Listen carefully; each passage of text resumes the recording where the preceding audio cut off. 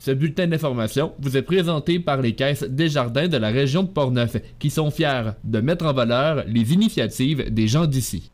Nous sommes le jeudi 22 juin 2023. Ici Danick Julien et voici votre bulletin d'information régionale Info CJSR.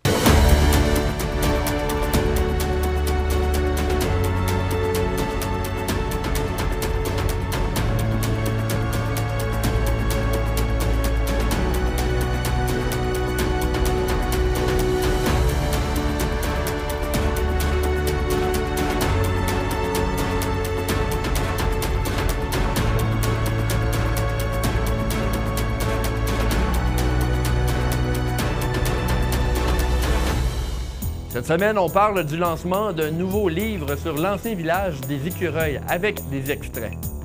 La Maison Plamondon a lancé 2 nouvelles expositions nommées Tire-toi le portrait et Paysages.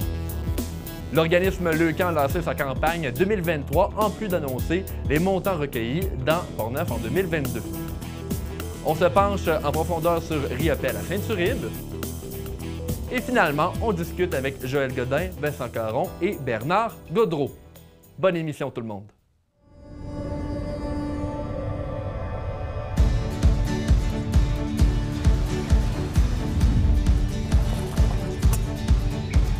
Ici, on se crée des souvenirs au fil des saisons et on vit au rythme de nos passions.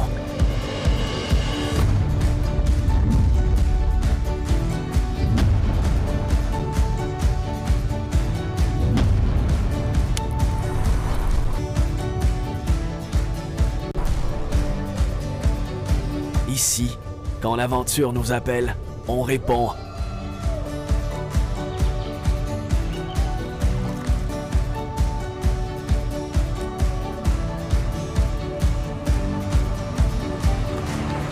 Ici, à Saint-Raymond, ma destination pour un séjour plein air réussi.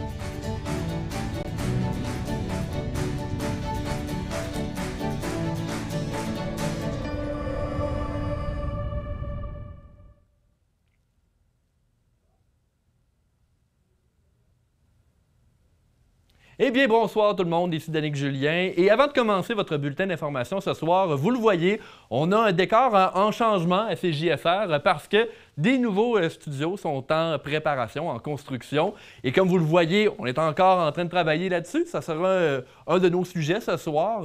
Évidemment, comme vous vous en doutez probablement, il va y avoir une pause dans la saison estivale et les travaux seront complétés dans cette pause-là. Maintenant, poursuivons dans votre bulletin d'information. Les centres de vélo de montagne de la capitale nationale et donc de Portneuf reçoivent une aide financière de 300 000 $ sur 3 ans pour aider au développement. Le gouvernement du Québec finance ce secteur touristique afin de créer une cohésion et une synergie dans l'ensemble du territoire. Il faut dire que les centres de pratique du vélo de montagne de la vallée Bras-du-Nord, du Mont-Sainte-Anne, des sentiers du Moulin, du massif de Charlevoix et Empire 47 sont regroupés au sein d'une et même association, soit l'Association Québec Vélo de montagne. Selon le député de la région, Vincent Caron, cet investissement dans l'ensemble de ces centres de vélo de montagne va permettre d'attirer davantage de visiteurs en plus de stimuler l'économie locale. Mercredi soir dernier avait lieu la clôture de la campagne 2022 de Leucan dans Portneuf, en même temps que l'ouverture de la campagne 2023. Valérie Monette, la responsable de Leucan dans Portneuf, a annoncé que 73 000 $ avaient été amassés pour l'édition 2022 grâce à l'effort des gens d'ici. On l'entend d'ailleurs au sujet de l'organisme.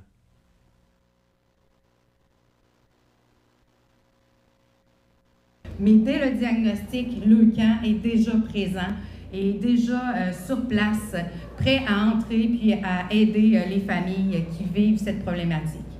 Cet événement qui est comme dramatique puis qui arrive sans prévenir.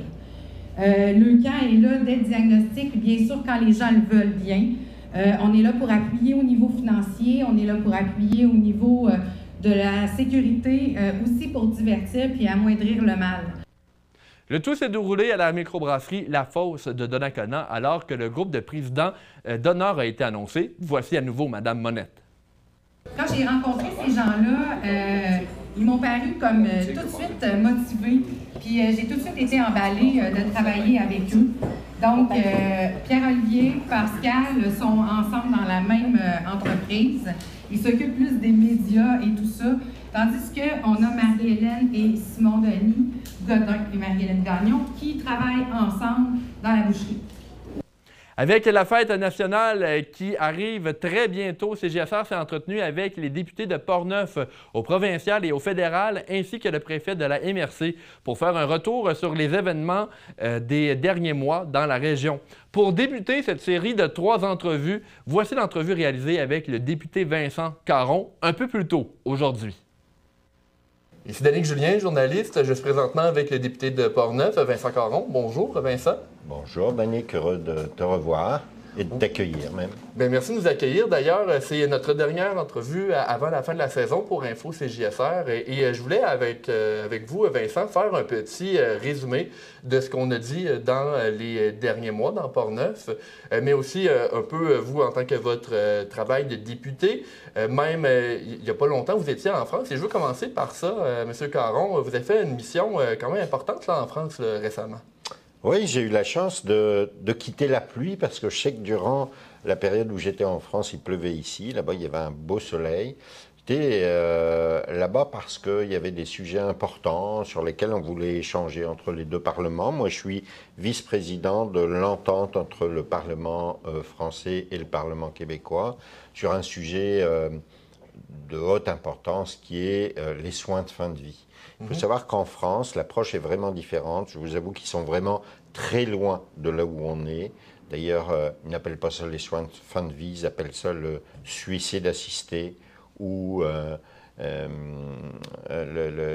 tout cas, bref, il y a vraiment beaucoup d'espace entre là où nous sommes arrivés au Québec et là où est arrivée la France maintenant. Donc on voulait échanger là-dessus parce que, encore en France, et on sait que c'est le rôle d'un médecin de d'abord travailler pour sauver, mais là-bas c'est très ancré dans la culture, donc il y a une partie de la population qui ne comprend pas qu'on puisse faire intervenir un médecin pour abréger finalement des souffrances et donc abréger aussi la vie. Donc il y a toute une nuance qu'on a abordée à bien des reprises, notamment chez eux, les soins palliatifs sont considérés comme ce qu'on appelle ici le traitement de fin de vie, mais finalement l'objectif n'est pas le même parce que les soins palliatifs sont là pour apporter du confort aux patients. En revanche, la démarche qu'on a entrepris au Québec et sur laquelle on travaille toujours, c'est justement d'accompagner les gens vers la mort pour abréger leur souffrance lorsqu'on sait que ultimement, il n'y a plus aucune possibilité pour eux. Et est-ce que le gouvernement français, là, à ce niveau-là, veut apprendre de ce que fait le Québec? C'est pourquoi on fait cette discussion-là? Est-ce qu'il y a une ouverture pour eux? Ou... Bien, étant donné que c'est tendu parmi les groupes politiques, il y a une consultation qui est engagée. Ils voulaient entendre quelle était la position du Québec là-dessus. Donc, on est parti sans convenir de quelque chose absolument, mais eux se sont nourris de notre expérience, de ce qu'on a décidé de faire.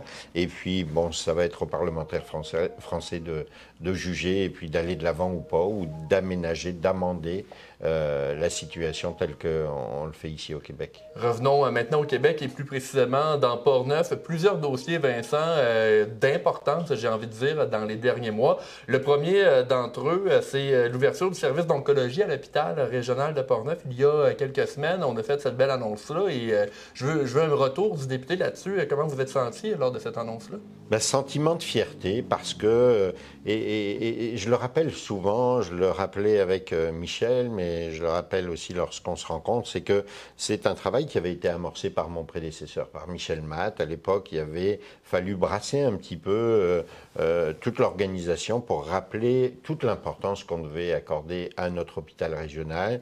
Puis chaque année, on fait des gains. Alors moi, j'ai accueilli ça vraiment très, très agréablement. Là, je rencontre des gens qui me disent qu'ils vont déjà chercher leur traitement à l'hôpital régional. Donc, vous savez, quand on a un diagnostic de cancer, c'est jamais plaisant à entendre. Et quand en plus, on doit effectuer des déplacements à Québec, c'est quasiment une journée complète qui est consacrée pour ces traitements. Eh bien là, on offre ce confort, si je peux me permettre de parler ainsi, à notre population d'aller chercher les services qui sont proches. Donc ça vient compléter, mais compléter les choses sur lesquelles on s'était engagé jusque maintenant. Il y a d'autres beaux projets à venir. On travaille vraiment de manière très proche avec le CIUS de la capitale nationale et le président directeur général pour faire en sorte d'avoir plus de services encore. Donc, j'ai bien hâte d'annoncer ce qu'il y aura de nouveau prochainement. Mais oui, on voit qu'il y a des efforts dans la santé. Il y a une autre grosse annonce qu'on a eue. Bon, ça remonte à, j'ai envie de dire, en fin 2022. C'est l'arrivée de 21 infirmières qui proviennent du Maroc, du Cameroun. Ça aussi, c'est une belle annonce pour la santé dans Portneuf. Ben oui, c'est un gros gain pour Portneuf d'avoir ces femmes et ces hommes qui viennent en renfort. Là, pour l'instant, elles sont en formation parce qu'on l'a dit à quelques reprises, il faut aller chercher des équivalences. Ça a été de grands défis. Puis il y a encore des défis auxquels il faut faire face. Il a fallu trouver de quoi loger, de quoi placer les enfants dans les écoles, dans les garderies. Et puis on se rend compte aussi que eh bien, les cultures sont différentes. Donc même ici, parfois il y a des petits ajustements qu'il faut opérer, à la fois de la part de la population qui vit ici, mais de la part aussi des gens qu'on a accueillis, de ces personnes qui sont arrivées ici pour prêter main forte. Mais au final, ça fait en sorte que Portneuf change de visage petit à petit, justement avec des gens de communautés culturelles diverses et variées. Mais ces gens-là viennent enrichir la belle communauté de Portneuf, puis on en est très fiers. Et il y a quelques semaines, un autre dossier important, M. Caron, c'est l'annonce concernant la rivière Sainte-Anne ici, avec le conseil municipal de Saint-Raymond. Il y a eu un bon montant pour pouvoir acheter un barrage et de ce fait pouvoir contrôler un peu plus le niveau de l'eau dans la rivière. Ça aussi, c'est quelque chose qui, bon, j'imagine vous plaît, mais plaît aussi au gouvernement du Québec. Là. Ben écoutez, de travailler en amont plutôt qu'en aval, de prévoir plutôt que de venir indemniser à chaque fois des gens qui sont victimes des inondations, ben ça c'est l'objectif que je me suis fixé ici à Saint-Raymond concernant les inondations. Et en effet, c'est vu d'un bon œil, mais c'est vu d'un bon œil de la part du gouvernement, de la part de la population, de la part de la municipalité aussi. Là aussi, c'est un travail de longue haleine, hein, ça a été amorcé depuis longtemps. Il y a des chercheurs qui se sont penchés là-dessus, qui ont proposé des pistes de solutions. Puis, d'année en année, eh bien, on vient cocher en quelque sorte d'autres cases pour essayer de se donner tous les moyens que les inondations soient évitées. Bien entendu, et le maire le disait assez récemment, le risque zéro ne sera jamais présent, mais on se dit que de multiplier comme ça toutes ces actions, de les conjuguer, parce que c'est une association, une addition plutôt de plusieurs gestes qui font en sorte que on diminue, on minimise les risques selon nous. Donc il va falloir continuer, c'est pas terminé, mais là encore c'était une grande étape qui était franchie pour les gens du centre-ville de Saint-Raymond qui sont aux prises avec les inondations. Puis on sait à quel point, notamment à la résidence l'Estacade, ça peut amener de l'anxiété de la part des résidents. Donc on veut éviter tout ça. Et puis on espère que en plus des gestes qu'on pose, bien que la nature va collaborer avec nous et puis va nous épargner de futures inondations ici à Saint-Raymond. M. Caron, on arrive dans la saison estivale et qu'avez-vous à dire aux Portneuvois pour cette saison-là, pour l'été? Bien, on arrive bientôt aussi, c'est l'aube de notre fête nationale. Oui. Donc, bien entendu, j'invite les gens à fêter cette fête nationale parce qu'on sait qu'on a été, on se rappelle qu'on a été quand même privé de beaux moments pendant la période de pandémie. Donc là, on peut à nouveau festoyer de manière appropriée, un petit peu comme on le faisait par le passé. Seulement, il y a quand même des interdictions qui ne sont pas liées cette fois à la pandémie, mais on sait qu'on a nos voisins, et puis c'est pas si loin, qui sont victimes d'incendies majeurs. Donc, on invite les gens vraiment à beaucoup de prudence et puis à respecter, bien entendu, les règles, pas de feu extérieur, parce que c'est finalement prendre un risque inutile. On sait que c'est toujours plaisant de prendre une petite consommation, un verre de vin ou une bière devant un feu, mais protégeons nos espaces et puis faisons en sorte qu'il n'y ait pas d'incident ou d'accident ici dans Portneuf. Donc c'est un petit effort, mais on peut très bien passer une excellente soirée sans avoir forcément un feu qui crépite juste à côté. Pour le reste, eh bien, la saison d'été, ça va être 100% sur le terrain. Vous savez que j'aime beaucoup aller au Parlement, mais j'aime beaucoup et plus encore être dans Portneuf. Donc, on a des belles annonces. Vous avez vu notre agenda de la semaine prochaine, mais durant tout l'été, il y a des belles annonces qu'on va pouvoir faire, mais surtout être au contact des gens de Portneuf, aller dans les événements, aller visiter de nouvelles entreprises. J'en ai visité une hier encore à Donnacona. Bref, connexion absolue avec Portneuf, c'est ce que j'aime. Et puis on se souhaite du beau temps. Moi aussi, je vous souhaite un bel été.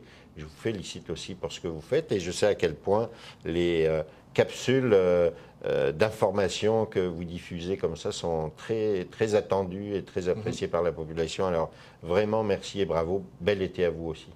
Vincent Caron, député de Portneuf, merci beaucoup d'avoir pris le temps de nous parler aujourd'hui. Toujours un plaisir. Un nouveau restaurant a été lancé à Cap-Santé dans le secteur de la place de l'Église. L'ouverture a eu lieu lors de la dernière fin de semaine et Aubert Tremblay était sur place.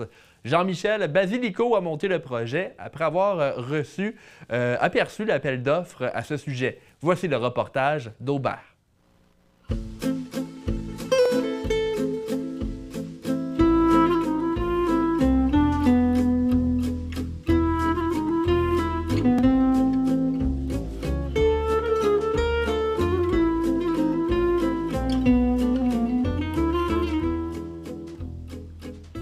Ça fait pas longtemps, ça fait 2 ans que j'habite à Cap-Santé. Je suis tombé en amour parce que je connaissais pas. Puis ce qui m'a amené à Cap-Santé, c'est suite à un divorce et tout ça. Fait qu'une période difficile dans ma vie, une période sombre.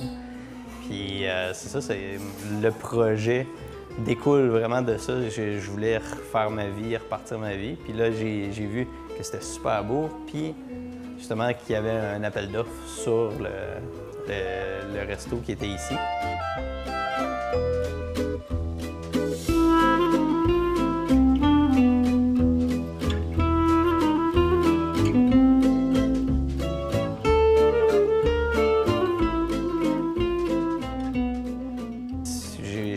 En restauration. Fait que justement, pour moi, depuis que j'ai 17 ans, je voulais avoir un resto. Fait que ça fait comme 3 ans que je fais des vidéos, je fais des cours en ligne de préparation de repas. Puis justement, pour moi, c'est un arrimage de tout ça. C'est juste que maintenant, je vais continuer à le faire, mais dans un environnement plus professionnel, plutôt que de faire ça dans ma cuisine.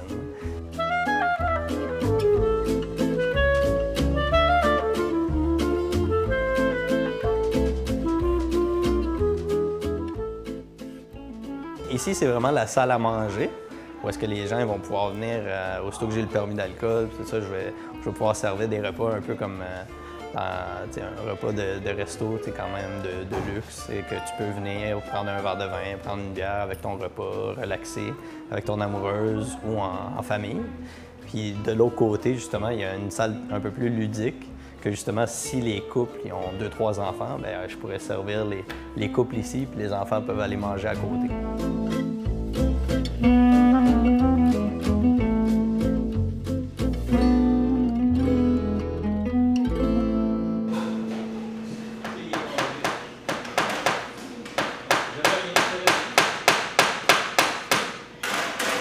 Et voilà, l'arrière s'installe.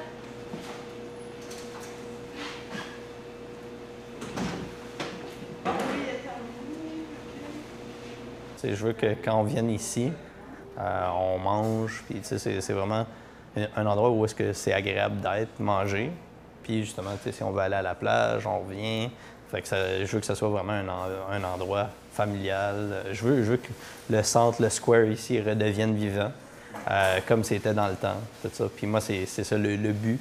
Fait que c'est vraiment de créer du mouvement. Je suis content parce que maintenant, il y a la crèmerie de Marilyn. Je veux aussi m'associer peut-être avec les fermiers pour qu'ils viennent mettre des kiosques. Puis que justement, si les fermiers sont ici, ben moi, je prends leurs légumes, je les cuisine ici, puis les gens vont pouvoir manger de leurs légumes directement.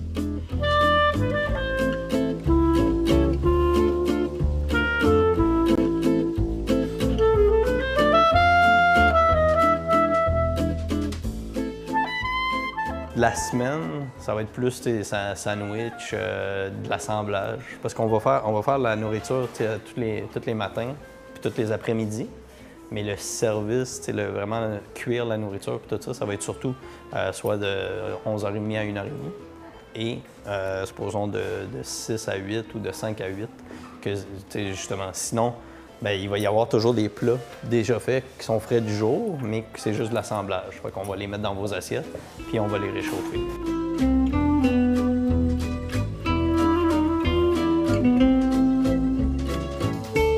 C'est ça, je travaille chez Industrielle Alliance. Fait que, moi, c'est vraiment, comme j'ai dit, c'est plus une passion. Puis je m'ennuyais, quand j'ai pas mes enfants, je m'ennuyais. Fait que je vais toujours être ici. Là. Vous allez me voir ici tout le temps.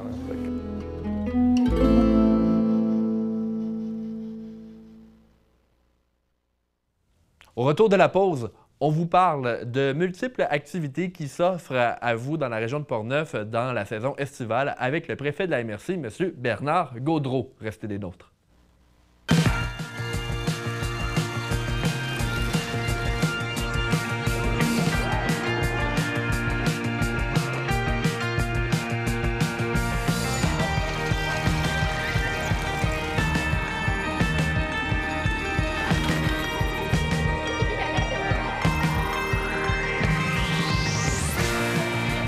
Bonne fête nationale! Célébrons tout ce qui rassemble notre belle nation.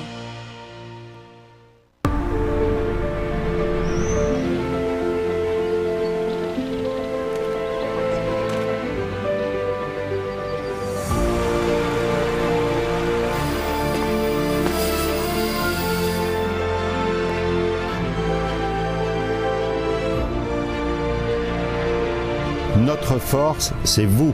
Soyons fiers de notre région, soyons fiers de Portneuf. Hey, j'ai trouvé ça à SAQ. Cidre de pomme fait par des bleuets. Ça, c'est keb, là. Mettez du Québec dans vos choix en repérant les produits fièrement cultivés ici, d'origine Québec. SAQ, le goût de partager.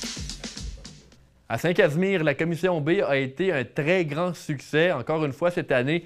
On rappelle que l'événement musical et brassicole est mené essentiellement par la microbrasserie Les Grands Bois. Contrairement à ce qui s'était fait avant la pandémie, l'accent a été mis sur la musique. Et de ce fait, du 16 au 18 juin dernier, les groupes de musique se sont succédés, tout comme producteurs agroalimentaires. Comme tête d'affiche, on retrouvait Bleu Jeans Bleu et aussi Québec Redneck Bluegrass Project. Évidemment, l'organisation a aussi installé plusieurs espaces pour les familles afin de plaire à toutes les générations. Un site de camping gratuit a aussi été installé pour plaire aux festivaliers.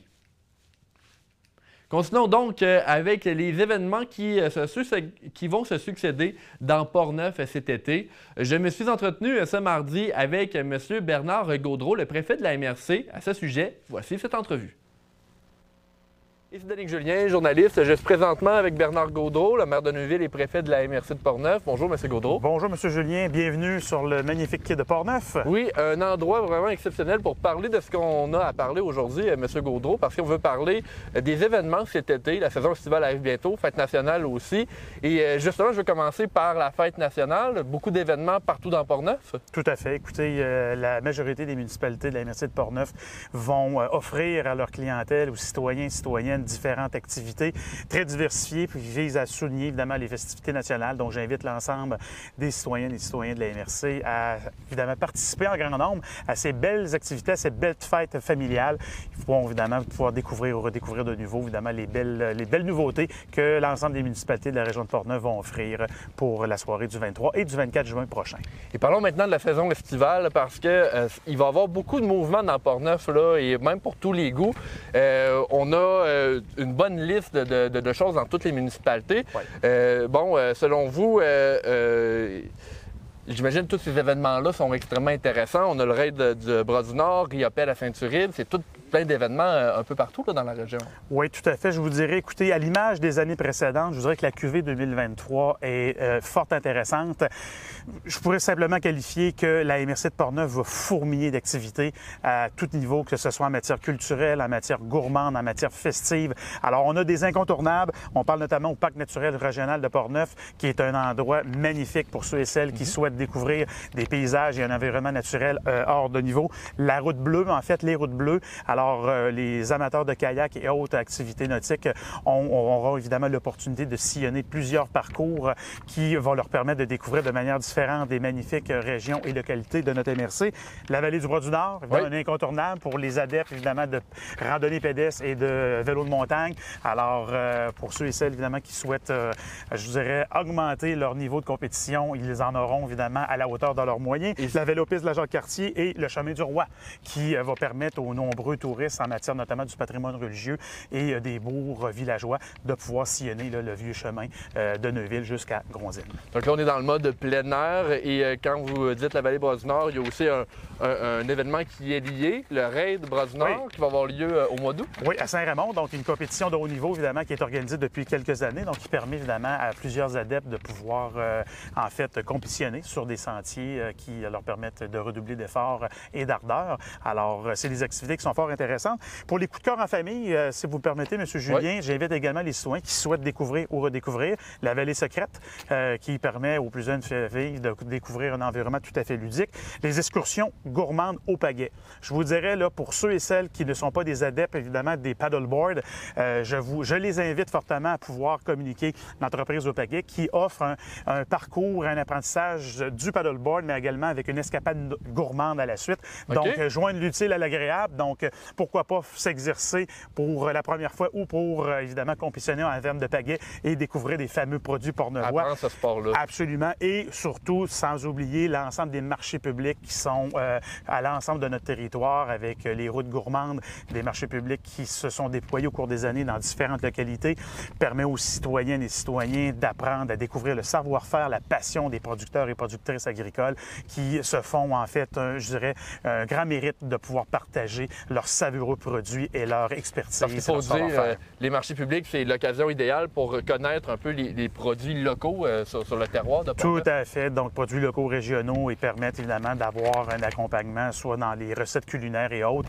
Nos producteurs ont tous des petites recettes, en fait, secrètes qui se targuent de partager avec leur clientèle qui souhaite les accompagner. Si on reste dans l'aspect gourmand, il y a les fêtes gourmandes à Neuville également? Il y a les fêtes gourmandes à Neuville qui auront lieu à la fin août. Donc, en fait, un festival qui est haut en couleur avec d'innombrables activités familiales. Il va y avoir plusieurs spectacles de musique. J'invite en fait les gens à visiter les sites Internet de l'ensemble des activités. Donc, c'est un rendez-vous à ne pas manquer. Il y a également la virance enracinée que je n'aimerais pas, en fait, ne pas oublier. La virance enracinée, c'est un jumelage entre des producteurs et des chefs de la région de Portneuf qui mettent en évidence et en valeur les différents produits du terroir qui sont déployés par nos producteurs et productrices et nos artisans agricoles. Donc, c'est un concept qui est fort intéressant qui se déroulera du 30 juin au 30 septembre prochain. Ça, c'est un peu partout dans la région? Un peu partout. Donc, en fait, c'est 10 restaurants et comptoirs portnevois qui vont cuisiner Culture Saveur Portneuf. Donc, c'est des plats originaux. Donc, on vous invite à consulter, évidemment, notre plateforme Internet au niveau de la MRC. Vous allez avoir tous les détails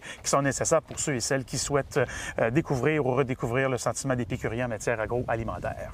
Si on poursuit, bon, vous avez parlé de la vallée secrète, mais il y a un événement qui a commencé il y a quelques jours, la Biennale du lin de Portneuf. Ça aussi, oui, absolument. On a procédé à l'inauguration, en fait, dimanche dernier à Deschambault. Donc, c'est une biennale internationale aux 2 ans, donc qui va regrouper plusieurs artistes internationaux. On a la chance d'avoir des artistes du Portugal cette année avec des artistes du Québec, du Canada. Donc, vous savez, le lin est une matière noble, une matière première. Donc, c'est toujours fascinant et intéressant de voir comment nos artistes québécois et à l'international puissent évidemment transformer le lin et puis d'en faire évidemment des produits, je vous dirais, culturels qui sont vraiment intéressants. Et c'est de découvrir la passion de ces différents artistes qui, en fait, qui sont très généreux pour nous faire, en fait, je voudrais grandir et apprécier un petit peu, en fait, leur culture et leur talent. Donc, cette année, il y a une thématique, c'est les sans-abri. Donc, les artistes se sont lancés des défis mutuels et j'invite l'ensemble de la population. Il y a des expositions qui auront lieu tout l'été au presbytère à Gronzine et également à Deschambault. Vous allez avoir la chance d'apprécier démontrer leur savoir-faire et leur talent. Et au manoir de la Chevrotière, si je ne me trompe pas également. Tout à fait. Sinon, il y a aussi le Festival du blues à Donnacona. Oui, il y a le Festival du blues qui va avoir lieu à Donnacona, donc toujours un succès retentissant pour les amateurs et amatrices de blues. Donc, ça réunit plusieurs milliers de personnes et c'est toujours très festif. On a également, donc, je vous dirais, l'Expo agricole à Saint-Marc-des-Carrières, pour ne pas oublier également, qui aura lieu, donc, qui regroupe l'ensemble, plusieurs partenaires dans le domaine agroalimentaire, des courses, évidemment, épiques en chevaux qui sont fort intéressantes et passionnantes, surtout pour les plus petits qui, en fait, n'ont pas eu la chance ou le privilège de voir des compétitions de proximité. Je les invite, c'est vraiment intéressant, c'est vraiment, je vous dirais, impressionnant. Il y a une exposition, évidemment, une première qui est quand même importante, qu'on a souligné ensemble, M. Julien, la semaine dernière, qui est l'exposition Riopelle à Saint-Uribe. Alors, une exposition à saveur internationale. Vous savez, Riopelle, Jean-Paul Riopelle souligne, en fait, là, une splendide carrière, sa fondation. Et pour la première fois à l'international, les œuvres de Riopelle, qui sont une présentation bestiaire, donc c'est une collection qui a été dessinée par M. Riopelle lorsqu'il était à Paris, je pense, à la fin des années 60, sont pour la première fois réunis, l'ensemble des œuvres, sur la même exposition. Donc, je vous dirais que pour les passionnés d'art et pour ceux et celles qui souhaitent apprendre à découvrir le talent de M. Riopelle, qui a rayonné et qui rayonne toujours à l'international, on a le privilège de l'avoir pas plus loin que à la MRC de Portneuf, dans la magnifique municipalité de Saint-Uribe.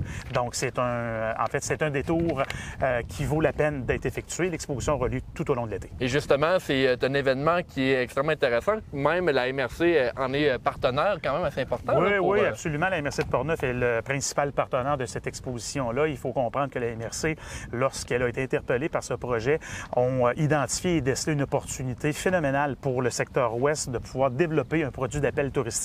Donc, oui, c'est la municipalité de Saint-Uribe qui accueille l'exposition, mais on regarde et je vous dirais qu'on aperçoit ce beau développement culturel de l'Ouest comme vraiment une belle porte d'entrée en matière touristique et on espère que les visiteurs, et qu'ils seront nombreux, profiteront de leur passage à Saint-Uribe pour poursuivre leur randonnée pour découvrir d'autres municipalités du secteur Ouest et évidemment se diriger vers l'Est et le Nord pour découvrir notre magnifique comté de Portneuf. Et là, on voit qu'il y a beaucoup d'événements. Il y en a encore d'autres qu'on n'a pas mentionnés. Je pense à Vacances en spectacle à Pont-Rouge. Il y a d'autres événements musicaux là, qui vont avoir lieu dans Pont-Neuf. Absolument, M. Julien. Je vous dirais, comme d'entrée de jeu, la MRC va fourmiller d'activités. Ceux et celles qui sont encore, je vous dirais, indécis sur leur lieu de vacances pour 2023, je les invite fortement à rester dans la magnifique région de Portneuf. Il y en aura pour tous les goûts et ils pourront évidemment s'amuser et s'émanciper à la hauteur de leurs ambitions. Et on rappelle à nos téléspectateurs que Tourisme Portneuf, la plateforme web, c'est là où on a le plus d'informations. Donc, on invite les gens à aller voir ça si on veut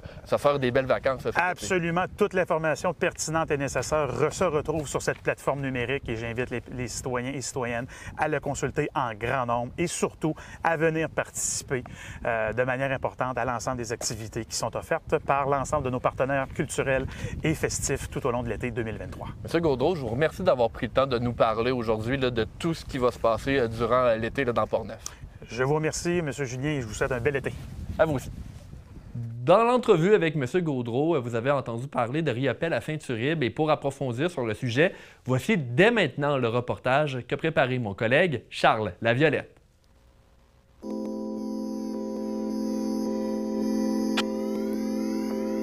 À l'occasion de son 125e anniversaire, la municipalité de Saint-Uribe accueille une exposition de calibre international du peintre québécois Jean-Paul Riopelle. Riopelle à Saint-Uribe se tiendra du 24 juin au 3 septembre et sera accompagné d'une foule d'activités à vocation culturelle offertes gratuitement à la population et à quiconque voudrait découvrir ce charmant village de l'ouest de Portneuf. Le corpus de Riopelle qu'on a, c'est un corpus qui n'a jamais été exposé tous ensemble. Donc, les 21 œuvres, c'est la première fois qu'elles sont regroupées. Ça a été créé en 1968 au même moment, puis elles n'ont jamais été exposées ensemble. Donc, c'est comme pour les gens qui aiment l'histoire de l'art, qui trippent sur Riopelle, c'est sûr que ça va être un arrêt incontournable ici à Saint-Uribe cet été. Mais outre ça, il y a vraiment du tourisme en art visuel pour les gens qui connaissent Jean-Paul Riopelle. Et c'est sûr qu'avec la qualité de ce qu'on a ici dans l'église, ça va être un arrêt touristique, c'est certain. Au départ, c'est le collectionneur privé qu'on vous a parlé. Ouais. Qui m'a rencontré puis qui m'a offert ça. Il nous a demandé d'aller voir les œuvres chez eux. Puis là, quand j'ai vu, c'est sûr qu'on s'en va vers ça. J'ai embarqué là-dedans les deux yeux fermés.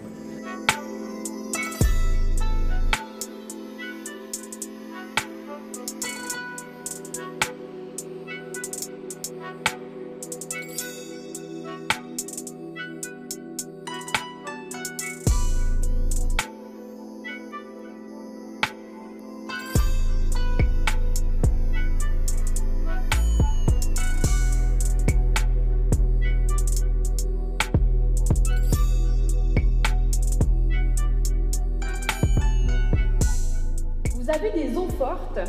Ce que c'est une eau forte, c'est une technique de gravure. Alors, Riopel, ce qu'il a fait, c'est qu'il a réalisé ces images sur une plaque de métal qu'il a gravée avec un acide, une forme d'acide. Et ensuite de ça, il a placé ces couleurs. Et donc, chaque couleur que vous voyez sur les œuvres, c'est un passage sur la plaque, en fait. Donc, si on a 3 couleurs, on a 3 passages, par exemple, sur la plaque. Donc, il y a certaines œuvres qui sont colorées, d'autres qui sont en noir et blanc.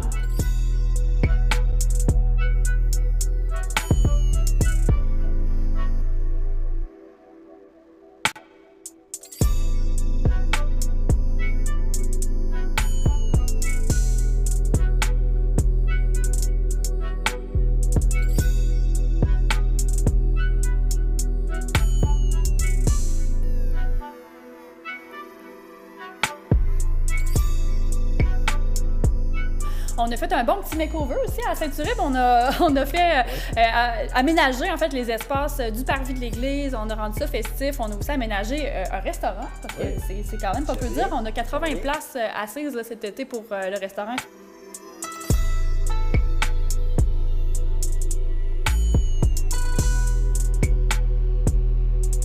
J'ai voulu mettre de l'avant le talent local aussi, donc on a des partenariats avec beaucoup d'artistes de la région, des producteurs agroalimentaires, des entreprises locales, des artistes d'ici. Bref, on a fait aller le carnet de contact et on a bouclé une programmation effectivement très rapidement.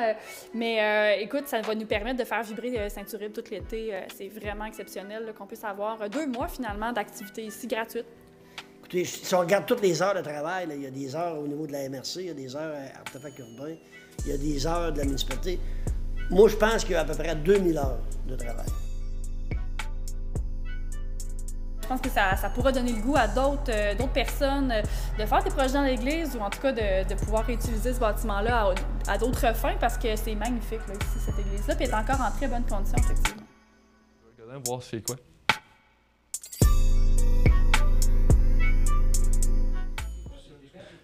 On poursuit maintenant dans votre bulletin d'information. On reste dans le volet culturel ce mercredi à la Maison Plamondon parce qu'il y a eu un vernissage de 2 nouvelles expositions. La première d'entre elles est réalisée avec la vallée Bras-du-Nord et se nomme Paysages. Le projet met en valeur 10 œuvres uniques qui représentent les paysages emblématiques du territoire raymondois.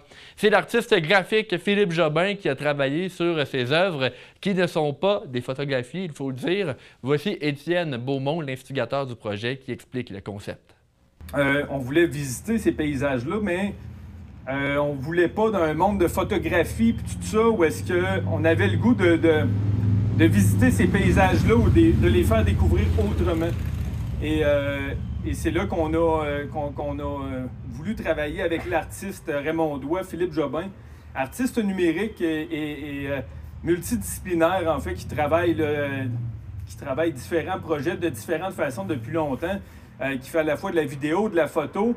Mais là, dans ce cas spécifique-là, ça ressemble des fois à des photos, ça ressemble des fois à une photo avec un filtre quelconque, mais sachez que la technique, c'est de la peinture numérique qui a été faite, mais quand on se rapproche, en fait, de ces œuvres-là, on se rend compte que, c'est tel un coup de pinceau, il n'y a rien qui a été laissé au hasard. Fait que c'est vraiment des œuvres qui ont pris des heures et des heures et des heures à être créées.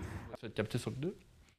Le but de l'exposition est d'inciter les adeptes de la vallée Bras-du-Nord à aller à la Maison Plamondon et vice-versa. La deuxième exposition a été réalisée par l'école secondaire Louis Jobin.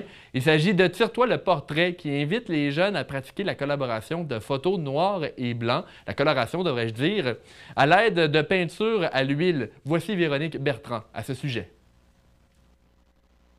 Tire-toi le portrait, qui est une activité qu'on a faite avec les étudiants en arts plastiques. Il y a Sarah Proux qui est là et Ashley Cossette, qui représente vraiment fièrement Nika Moisan, qui malheureusement ne pouvait pas être avec nous ce soir. Donc, ça a été vraiment un plaisir de les accueillir, d'aller les voir autant à l'école que de les accueillir à la Maison Plamondon. Ils ont fait des travaux, en fait, sur la coloration de photos à l'huile, qui était une technique avant la photo couleur. Donc, vous pouvez voir ce que ça donne dans le hangar à l'arrière. Et cette activité-là est offerte aussi tout l'été, en continu, ici à la maison. Donc, pendant les heures d'ouverture, si vous voulez venir faire avec la famille, les amis, tout ça, donc on offre cette activité-là tout l'été. Le 10 juin dernier a eu lieu l'édition 2023 du Relais pour la vie, se déroulant encore une fois à Donnacona. Lucie Côté, la responsable du Relais pour la vie, a qualifié cette édition comme étant très positive, considérant le contexte d'après-pandémie. Un montant de 215 129 $ a été amassé cette année, alors que 28 équipes s'étaient inscrites, avec un total de 153 participants. Malgré le fait que cette édition soit loin du record de 195 000 $ qui a été atteint il y a plusieurs années, Mme Côté remarque que les participants, moins nombreux que lors des premières années, amassent plus d'argent. En effet, les participants seraient très investis dans la cause du Relais pour la vie. L'ambiance lors de la soirée fut très positive, alors que plusieurs participants étaient comblés de pouvoir interagir avec les autres équipes dans un climat de joie et de paix. Maintenant, une nouvelle de niveau musical dans Portneuf, alors que l'accordéoniste raymondois Tony Vizina va lancer son 10e album en carrière destiné aux amateurs de musique folklorique québécoise. Il s'agit d'un album à double vocation, comme le but est d'agrémenter vos soirées avec des musiques de party, mais aussi d'aider la relève d'accordéonistes à apprendre ces pièces bien liées à la culture folklorique portneuvoise. En effet, les pièces proviennent du répertoire de Gilles Paré, un maître accordéoniste et fabricant d'accordéons de Trois-Rivières. Pour Tony Vizina, M. Paré représente ce qui s'est fait de mieux dans la musique folklorique d'ici et il est important de transmettre ces merveilleuses pièces aux générations futures. Dans sa carrière, M. Paré aurait maîtrisé 2500 pièces et à l'aide d'enregistrements, Tony Vizina est parvenu à monter cet album. Gilles Paré est décédé en 1987. Chaque album sera vendu avec un film DVD pour apprendre et étudier chacune des pièces. On retrouve donc 25 pièces d'accordéon. Les musiciens Charles Plamondon et Vincent Paquette de Saint-Raymond accompagnent Tony Vizina dans l'album avec du piano et de la guitare. Les albums seront disponibles à partir du 20 juillet 2023 au commerce de l'accommodation Marie-Claude de Saint-Raymond, mais aussi auprès de Robert Boutette à Sainte-Christine. Le lancement va avoir lieu le 20 juillet prochain au Parc des Berges de Donnacona. Dimanche dernier, au Relais de la Pointe, aux Écureuils de Donnacona, avait lieu le lancement du livre « Les Écureuils, chroniques d'un village » qui traite du village des Écureuils et de son histoire. Ce livre a été écrit en grande partie par Jean-Guy Brière, qui est décédé en 2019. C'est M. Jean-Claude Filion qui a terminé la conception de cet ouvrage destiné à informer les Portneuvois concernant la localité des Écureuils. En 1992, un livre semblable avait été lancé. M. Filion assure que les deux ouvrages sont différents. Le voici à ce sujet. Pour ceux qui ont déjà acheté un livre qui était intitulé « Les Écureuils » en 1992, lors du 250e des Écureuils, dites-vous que ce n'est pas du tout la même chose, même si ça s'appelle « Les Écureuils ». En 1992, Jean-Guy a travaillé avec Janine Godin pour la recherche des documents, défricher les documents, les lire, apprendre à les lire, premièrement, parce que l'écriture n'est pas la même.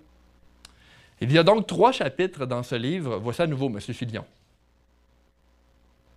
Je l'ai divisé en 3 chapitres. Un premier chapitre qui tient compte de la vie sociale du village, à partir des livres de Prône. Les livres de Prône, ça, c'est la part... Souvent, c'est après le sermon. Le curé donnait les nouvelles ou l'évolution des livres de comptes. En tout cas, c'est le côté administratif à chaque messe du dimanche.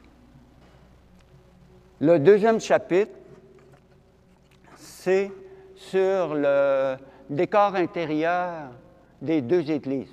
Il y a eu une première église qui date de 1742, puis une deuxième église, celle-ci, qui date de 1927 ou 28. Puis, étant donné que la première église n'a jamais passé au feu, tout a été déménagé ici. Donc, on n'a rien perdu du patrimoine religieux. Après ça, il y a une troisième partie beaucoup plus visuelle. C'est tout simplement un album photo, de photos du cœur du village ou des photos de l'intérieur des deux églises. On poursuit donc votre bulletin d'information et vous voyez, j'ai changé d'endroit parce qu'on a une troisième entrevue ce soir. C'est le député fédéral de Portneuf, Jacques Cartier, M. Joël Godin. Bonsoir, M. Godin. Bonsoir, M. Julien. Merci de vous être déplacé. Vous avez quitté Ottawa, vous êtes venu nous voir. Et là, justement, la saison est finie là, pour Ottawa. Là, donc, effectivement, le Parlement a terminé cette nuit. Je vous dirais, on a terminé les votes autour d'1 heure cette nuit. Mais il y a un avantage. On a fait des expériences pendant la pandémie. On a développé le vote électronique. Alors, on a pu utiliser cette technologie-là jusqu'à très tard cette nuit-là. Mais on est là ce soir. On est content de revenir en circonscription. Évidemment que je reviens à tous les week-ends, sauf que là, je reviens jusqu'en septembre. Et j'ai hâte de rencontrer les citoyens et citoyennes de Portneuf-Jacques-Cartier. Oui, parce qu'on sait que la saison estivale dans Portneuf et Jacques-Cartier, elle est très active. On en a parlé avec Bernard Gaudreau un peu plus tôt et il y a beaucoup de choses. Même, je pense que vous-même, vous étiez à Saint-Uribe tout à l'heure. Oui, là. effectivement. En m'en venant ici, j'ai fait un petit arrêt à l'exposition Riopelle à Saint-Uribe. Je pense que le maire Jacques Delisle a fait un travail colossal avec sa détermination et sa persévérance. Il nous présente cet été et j'invite toute la population portneuvoise à aller visiter cette exposition-là. Et ça commence assez rapidement parce que demain, je serai ici à Saint-Raymond pour la fête de la Saint-Jean-Baptiste. Oui. Je fais une tournée auprès des différentes municipalités, auprès des 26 municipalités du territoire. Et évidemment que je serai ici à Saint-Raymond, je serai à Stoneham, je serai également je vous dirais dimanche, mais c'est pas dimanche, le 24 plus précisément. On sera du côté de Portneuf et du côté de Deschambault-Grondines. Et ça s'enchaîne, excusez-moi, oui. Ça s'enchaîne. Et je vais profiter de l'occasion, M. Julien, pour inviter toute la population de Portneuf, Jacques-Cartier, à venir pour fêter la Fête du Canada le 1er juillet. C'est à Sainte-Catherine de la Jacques-Cartier, dans le cadre du rodéo. Et évidemment, de midi à 1 heure, on fait le lever du drapeau, oui. Distribution du gâteau officiel pour fêter notre pays qui est le Canada. Et vous allez être sur place, j'imagine. Absolument. Monsieur Godin, la dernière fois qu'on s'est parlé, il y avait encore de la neige, donc ça fait un petit bout. Dans ces dernières semaines-là, est-ce que vous pouvez nous décrire un peu là, ce qui s'est passé autant, là, vous, auprès de la circonscription, mais peut-être aussi au Parlement? Oui, absolument. En fait, ce qui s'est passé au Parlement, je vais y aller en rafale parce qu'il y a beaucoup de travaux qui ont été faits. Trois dossiers bien importants. C-21. C-21, c'est la loi sur les armes à feu. Et souvent, on est accusé, nous, les oppositions, de toujours critiquer. Mais grâce à nous, on a permis de faire respecter les chasseurs, les tireurs sportifs et les Autochtones pour ne pas les brimer dans leur possession d'armes. En fait, nous, on est pour la protection de la population, sauf qu'on ne s'adressait pas aux vrais problèmes. Le problème, c'est les criminels. Et les criminels, ils ne retourneront pas leurs armes et ils s'approvisionnent de façon illégale. Alors, nous avons fait reculer le gouvernement sur ce dossier-là et on en est bien heureux. On verra la suite. Maintenant, les chasseurs et les tireurs sportifs ne sont plus considérés comme des criminels. Alors, ça, c'est une belle réussite pour nous, les conservateurs, dans le cadre de nos travaux à la Chambre des communes.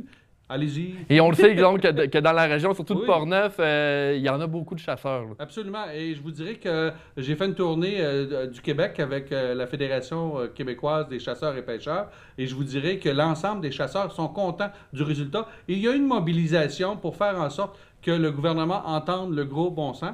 Et effectivement, le résultat a été qu'il a reculé, il a réajusté son projet de loi et on verra par la suite, par réglementation, comment il va le gérer. Puis on va rester évidemment très, très observateur. Il y a un autre projet de loi que je vous ai parlé lorsque je suis venu ici, c'est le projet de loi C-13 qui a obtenu la sanction royale la semaine dernière. Je vous dirai très sincèrement que je suis déçu du résultat parce que je ne suis pas certain que dans 25 ans, le Canada aura un respect des deux langues officielles et que le français sera encore présent dans notre culture canadienne. Moi, je vais continuer à me battre pour ça. Maintenant, on aurait pu faire plus que ce que l'on a fait.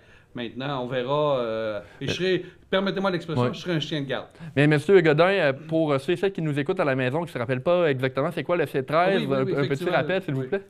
Absolument. Le C-13, le projet de loi, c'est la modernisation de la loi des langues officielles. Et nous, on a fait des représentations pour faire en sorte qu'il y ait un seul responsable en termes d'instance gouvernementale. On voulait que le Conseil du Trésor soit maître d'œuvre dans l'ensemble de la loi et d'obliger les autres ministères à faire respecter le fait français à l'intérieur de leurs ministères respectifs.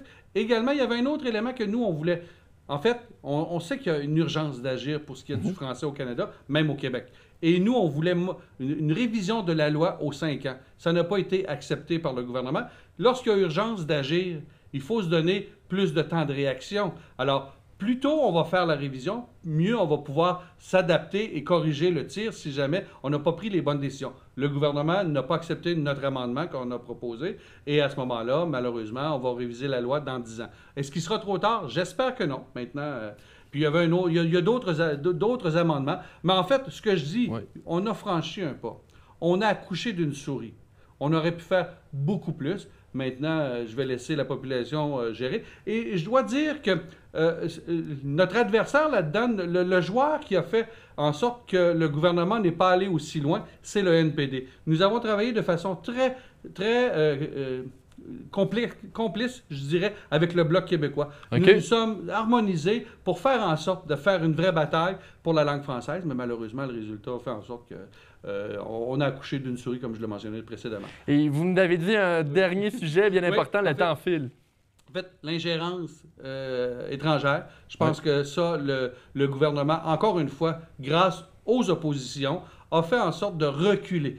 Souvenons-nous qu'il avait nommé un rapporteur pour vérifier quel serait le meilleur processus pour évaluer la façon de corriger le tir et d'adresser le sujet. Le rapporteur, on le sait tous qu'il faut une enquête indépendante pour ce dossier-là. Alors là, le gouvernement a gagné du temps, il a nommé un rapporteur, comme on dit en anglais, et ce rapporteur-là a démissionné. Et là, le gouvernement, encore une fois, fait de la gesticulation pour étirer et gagner du temps. On verra qu'est-ce que ça va faire, mais nous, les trois oppositions, cette fois-ci, nous avons travaillé le Bloc québécois, le NPD, le Parti conservateur, et nous avons réussi à faire reculer le gouvernement. C'est à ça que ça sert, l'opposition. Parce que, comme je le mentionnais, on dit toujours « Ah, l'opposition, vous autres, vous chialez tout le temps. » Mais oui, notre travail, c'est de faire mieux par le gouvernement, et c'est évidemment en critiquant ou en identifiant des problèmes. Et rapidement, un dernier sujet, c'est au niveau de l'équilibre budgétaire. Je pense que tous les citoyens de Portneuf-Jacques-Cartier, financièrement, c'est pas facile présentement. Et ce qui est malheureux, c'est que le 1er juillet, jour de la fête du Canada, il y aura une deuxième nouvelle taxe sur le carbone qui va faire en sorte que ça va ajouter 20 sous du litre à la pompe. Mais vous pensez que ça va affecter les Québécois aussi? Absolument, oui. En fait, au Québec, la première taxe sur le carbone n'est pas considérée parce que nous avons une bourse sur le carbone. Lorsqu'on se promène au Canada, on observe que le prix de l'essence au Québec est beaucoup plus élevé à cause de la bourse du carbone. Maintenant, c'est une entente. Ils ont accepté le modèle du Québec et à ce moment-là, on fait nos efforts pour l'environnement.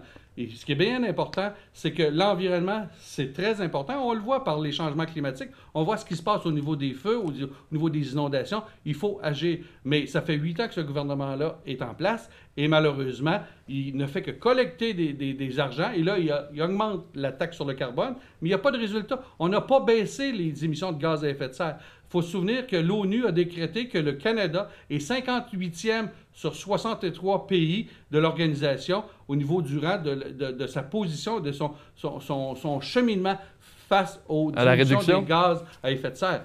C'est dramatique. Ce qui veut dire qu'on pourrait être mieux. On pourrait absolument faire mieux. Il faut effectivement adresser le sujet. Il faut prendre des mesures et être efficace. Alors nous, évidemment, dans la prochaine campagne électorale, on aura un plan sur l'environnement. Il faut faire une transition. Il faut que l'ensemble des gens fassent leur part. Je pense que le citoyen fait sa part, mais il faut s'adresser aux super polluants. Et c'est ce que notre chef a l'intention de faire. Et faire de l'innovation verte. Oui. On est capable. On a le talent, on a l'intelligence, on a les ingénieurs nécessaires. On peut y arriver. Monsieur Godin, en 30 secondes, parce que le temps file, qu'avez-vous à dire aux Portneuvois en ce début de saison estivale? Bon, en fait, Monsieur Julien, vous me permettez de m'adresser à la population de Portneuf-Jacques-Cartier. En premier lieu, je veux leur souhaiter une très bonne fête nationale du Québec, le 23 et le 24. Festoyez, amusez-vous. C'est le temps de lâcher notre fou. On travaille, c'est très intensif au niveau de l'automne, le printemps et l'hiver. Et là, on est rendu à une période où est-ce que c'est le temps de s'amuser, de fêter.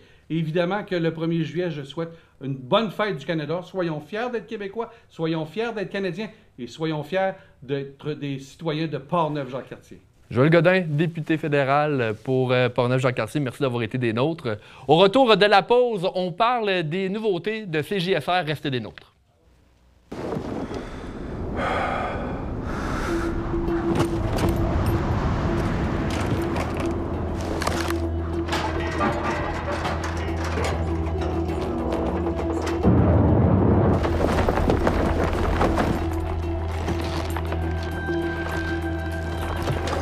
Nos matières résiduelles atteignent de nouveaux sommets. Pensons à réduire, à réutiliser, à réparer. Pensons à mieux consommer. Cet automne à CJSR, nous allons avoir le plaisir de vous présenter 3 nouvelles émissions produites dans notre studio munies de nouveaux décors. L'une d'entre elles, Revenir de loin, va plonger le spectateur au cœur d'une entrevue avec une personne qui a vécu et surmonté une épreuve difficile dans sa vie. Nous sommes à la recherche de personnes qui aimeraient venir en direct en studio pour nous témoigner leur expérience, et ce, dès septembre prochain. Si vous êtes intéressé, vous pouvez nous écrire ou contacter Suzy à la réception au 88 337 4925.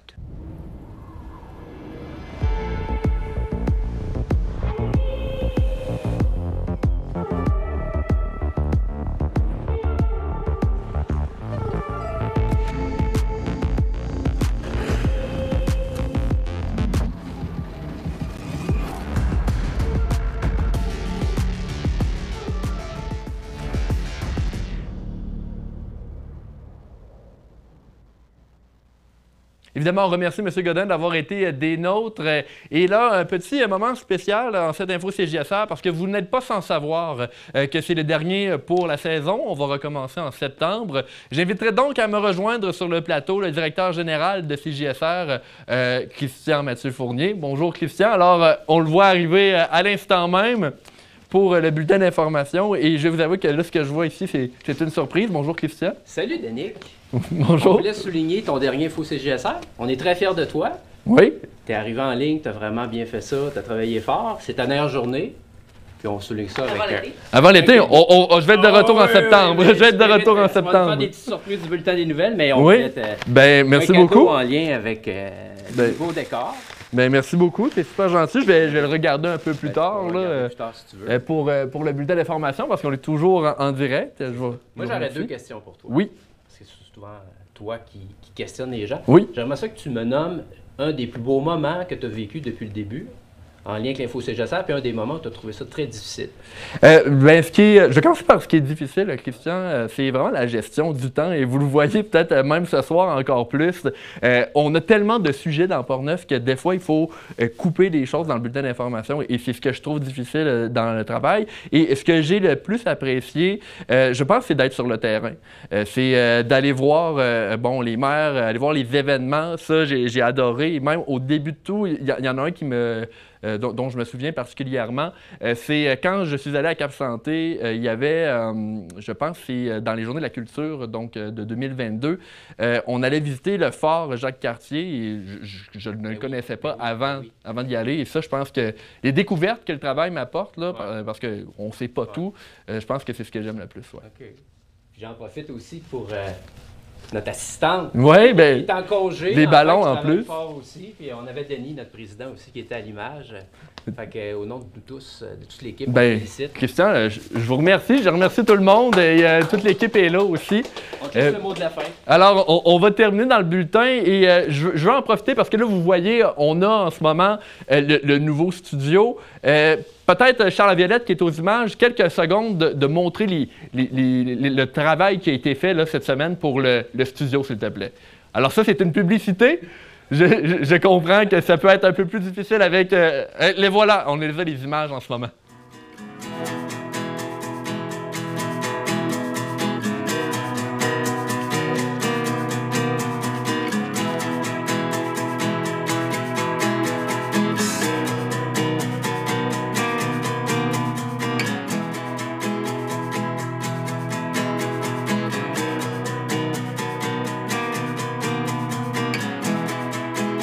Aussi donc dans votre bulletin d'information, il est présentement pratiquement 20h. Je veux souhaiter à tout le monde une bonne saison estivale, remercier tous nos intervenants depuis le début de la saison. Et là-dessus, on se laisse avec des images du générique. On se laisse avec des images génériques et merci à tout le monde d'avoir été des nôtres. Les images qui ont été prises par Philippe Papillon. Au revoir tout le monde.